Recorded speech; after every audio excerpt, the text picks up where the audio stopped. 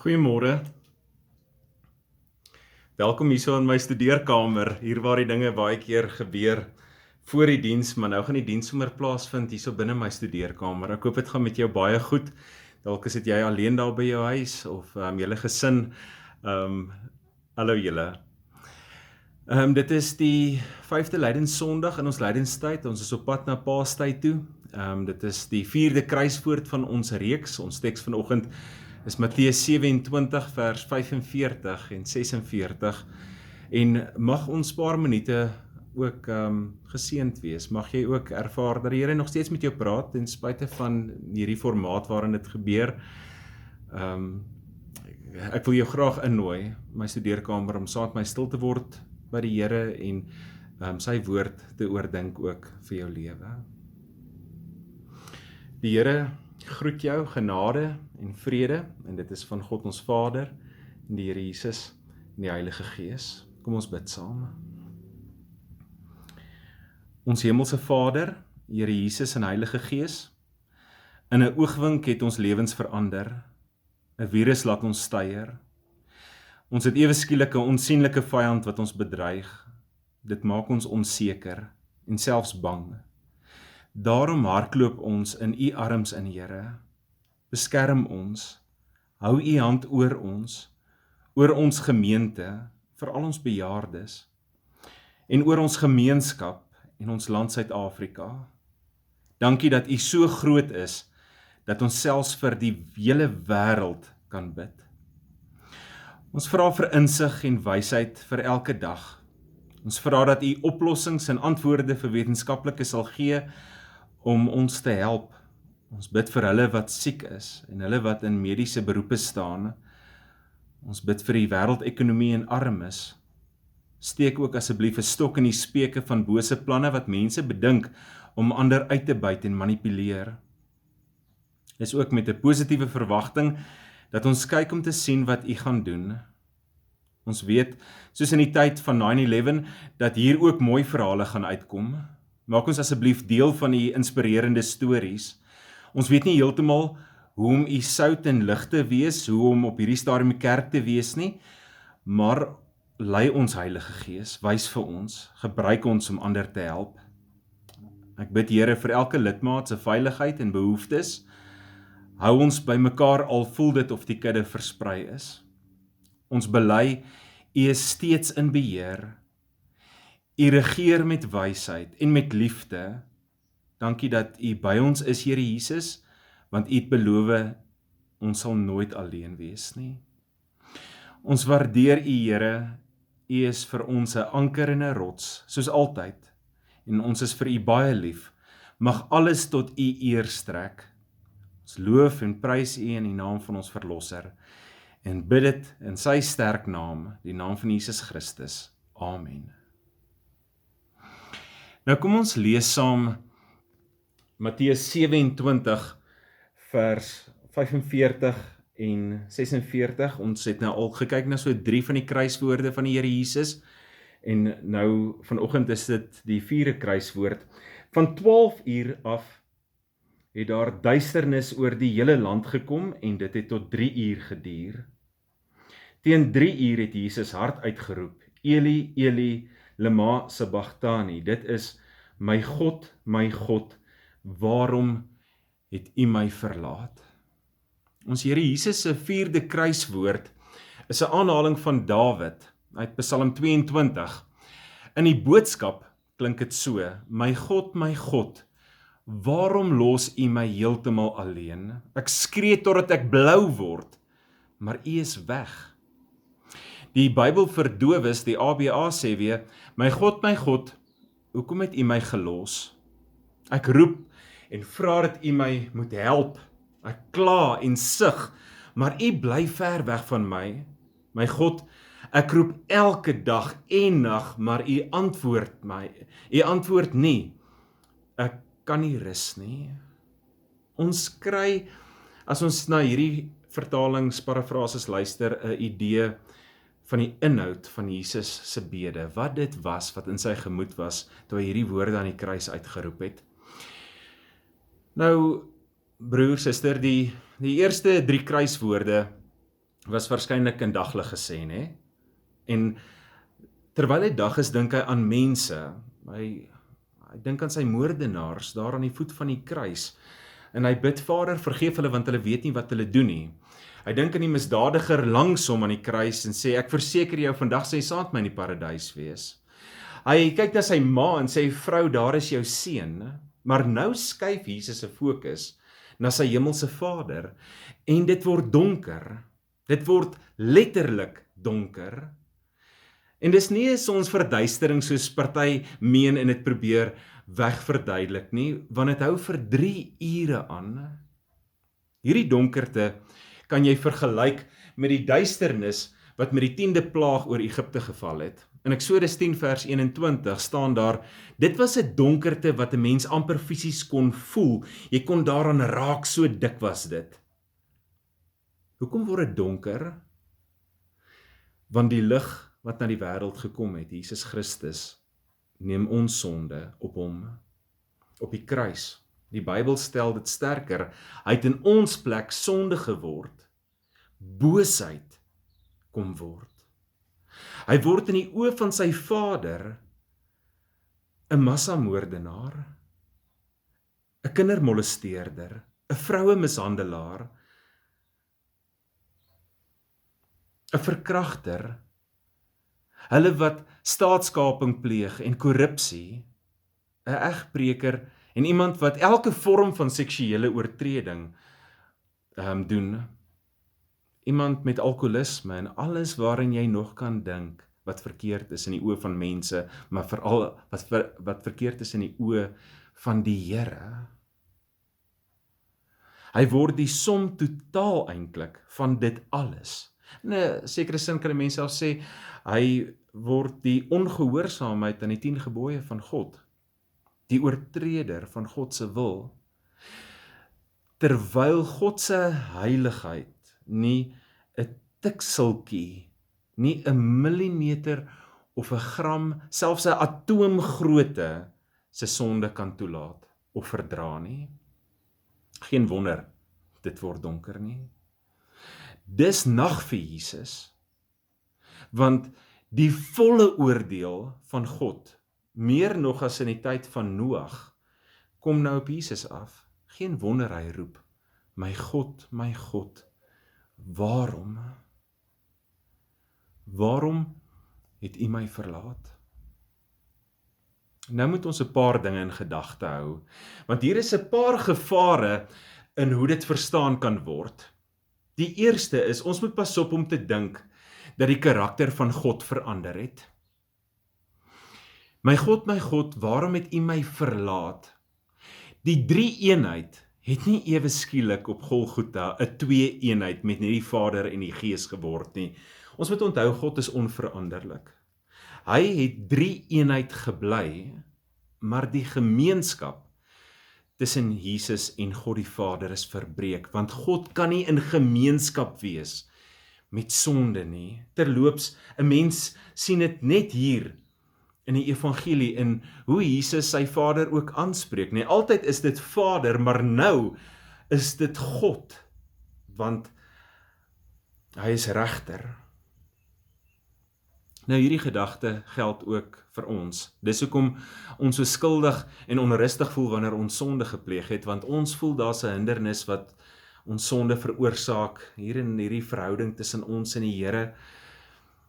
En daarom sê die Bybel is gemeenskap net moontlik as Christus se bloed ons bedek, wanneer sy bloed ons sondes afwas, wanneer hy die verhouding herstel en vrede bewerkstellig tussen ons en God, wanneer hy ons met God kom versoen, skryf Paulus iewers.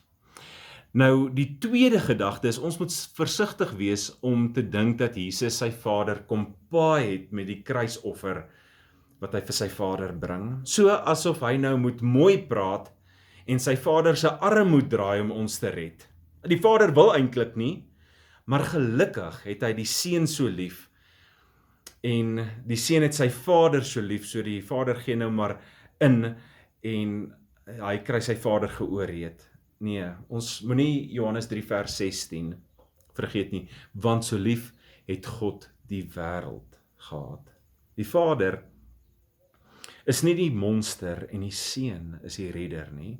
Vader en Seun was een in hulle besluit om jou en my te red. Hulle het saam die inisiatief in ons redding geneem. Dis hoekom 'n mens met verwondering na die kruis kom. 'n Derde gevaar. Ons sukkel so om te aanvaar dat die Vader Jesus verlaat het. Dat party mense algemeen het dat dit net vir Jesus so gevoel het. Was nie so nie, het net vir hom so gevoel. Was 'n subjektiewe ervaring van Jesus gewees. Die Vader het hom nie regtig verlaat nie. Wel, as dit so was, sou Jesus nie werklik ons plek kon inneem nie. Sou hy nie werklik ervaar wat dit beteken om geoordeel te wees nie. Want hel is om van God verlate te wees. Dis 'n baie belangrike punt hierdie. Dan sou Jesus se lyding slegs 'n liggaamlike lyding wees en daarom 'n liggaamlike redding wees. Nee, hy het nie net fisies gely nie, maar ook emosioneel. Nie net as mens nie, maar as God. Nou dit klink nie moontlik nie en dit klink selfs 'n bietjie godslasterlik, maar dis wat hierdie kruiswoorde so verskriklik maak. Jy hoor God se verwonding, hoe seer hy kry.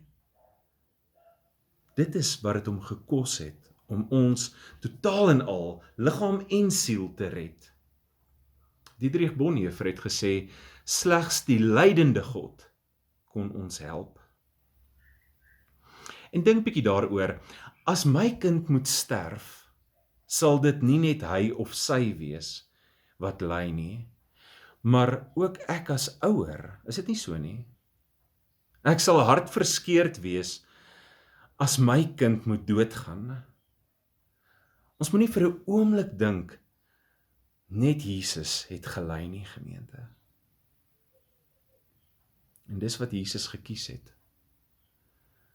Dis wat die Vader gekies het, dat ek en jy gered kan wees van oordeel en ewige dood en hel. Maar daar is ook hoop en vertroue in die kruiswoord.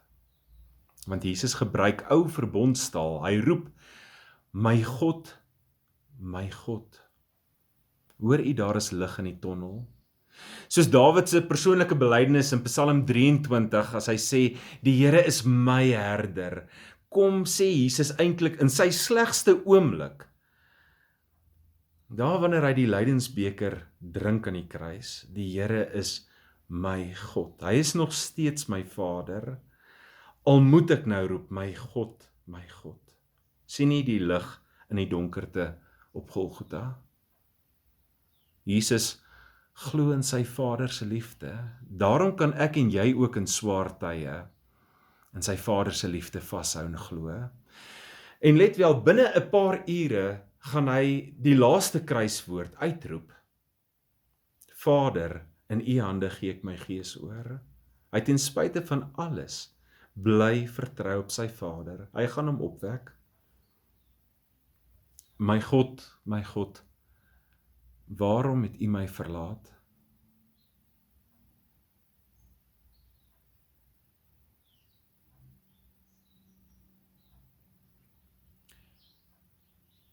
Dis die antwoord van die hemel. Daar is nie antwoord nie. Daar's net stilte. God swyg. Die stem wat uitgeroep het in die Ou Testament, wat geskree het, Abraham moet stop, hy moenie sy seun Isak offer op Moria berg nie, is nou stil, sodat die mes val op Golgotha. Hoekom?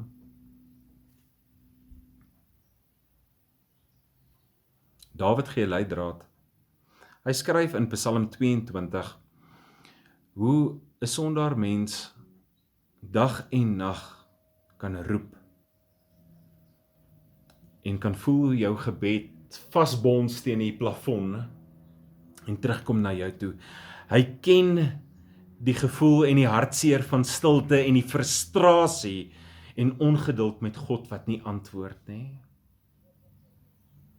En wat hier aan die kruis gebeur is Christus wat in die diepte daarvan, die diepte van ons putte en afgronde afsak, sê ons belydenis, om so van God verlate te wees, sodat ek en jy nooit van God verlate sal wees, nie? Sien jy hoe Jesus vir jou gesorg het, sodat jy in 'n verhouding met God kan lewe, en sodat jy sy seën kan ontvang, en sodat jy kan weet, al glo jy dit nie, en al voel jy dit nie, het hy dit kom waarmaak, dat God by jou is, al voel jy om te ontken dat dit so is. In die 4de kruiswoord sien ons dat Jesus nie net aan die kruis, deur die God vervloekte kruis gehang het nie, hy het self ook die vervloekte geword, sodat ek en jy geseënd kan wees. Dis wat ons belydenis ter hulle neergedaal het ook beteken. Tydens Jesus se lewe het hy gelei onder mense, ja, het hy ook gelei onder Satan, maar nou lei hy onder sy Vader, en dis die verskriklikste. Jy kan gaan lewe met die besef van hoe lief God jou het, van hoe groot die prys was wat hy vir jou betaal het om sy kind te word. Maar dan sal die preekende sin gefaal het, as jy net dit hier wegvat, want primêr gaan dit nie oor jou nie, dit gaan nie oor my nie, dit gaan nie oor ons nie, ja, dit gaan oor ons, maar dit gaan nie heel eerst oor ons nie, dit gaan oor God. Ja, Jesus se bloed was vir jou en my, maar dit was ook vir sy Vader. Ja, hy het ons met sy kosbare bloed gekoop, maar ook die eer van sy Vader. Onthou, ek en jy het in Adam en Eva se ongehoorsaamheid God beroof van sy eer. Daarom skryf Paulus in Romeine 3, dat Jesus God se regverdigheid kom demonstreer het, as ook sy geduld en sy barmhartigheid. Omdat God in die Ou Testament saam met sondaars se pad gestap het, sê die apostel Paulus, beteken dit nie dat hy sy heilige standaarde verlaag het nie. Hy was net genadig, baie genadig. Nêrens openbaar God homself duideliker aan ons as aan die kruis. Wat se tipe God hy is, hoe 'n tipe God hy is. Hy's regverdig en straf die verkeerde, maar hy is ook vol liefde. Met die 4de kruiswoord sien ons dat Jesus deur donkerte gegaan het, sodat ek en jy in lig kan wandel hier op aarde, en ook in sy lig kan sterwe, en daarna ook ewig in sy lig kan lewe. Amen. Ek het hierdie hele week in hierdie krisistyd met die coronavirus hierdie een lied in my hart gedra, en ek wens so, ek kon hoor hoe julle dit saam met my sing, maar maak dalk jou oë toe, en dan sing jy dit saam in jou hart. Luister net weer hierdie woorde, wat ons as kinders van die Here kan sing.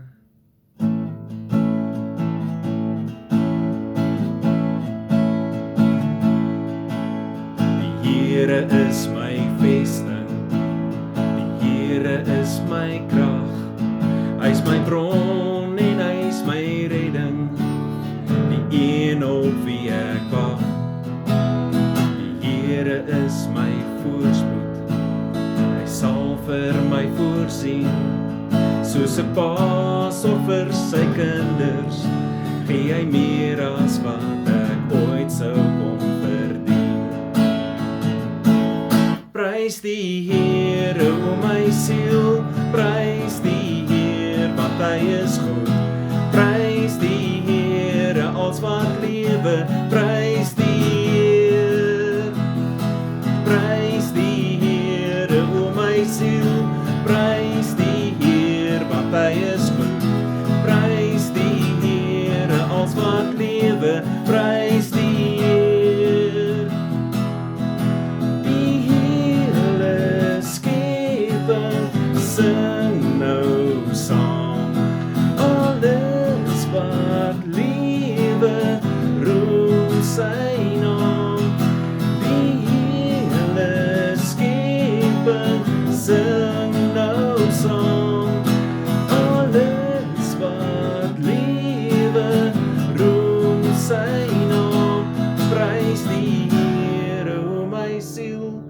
Prys die Heer, want hy is goed. Prys die Here, als wat lewe, prys die Heer. Prys die Here, o my siel, prys die Heer, want hy is goed. Prys die Here, als wat lewe, prys die Heer. Prys die Heer, o my siel, prys die Heer, want hy is goed. Prys die Here, als wat lewe, prys die Heer. Die Here is my vesting, die Here is my krag. Hy is my bron en hy is my redder, die een op wie ek wag. Die Here sal jou seën en jou beskerm. Die Here sal in jou behoeftes voorsien, soos 'n vader na sy kinders kyk. Mag jy bewus word in hierdie tyd van sy liefde en sy genade en sy wonderlike guns vir jou. Mag jy vrede in hierdie onsekere tye kry. Amen. Gaan deel die Here se liefde en genade en vrede ook met ander. En weet, ek bid vir jou en ek hoop jy het 'n wonderlike dag verder saam met die Here en geliefdes. Dankie.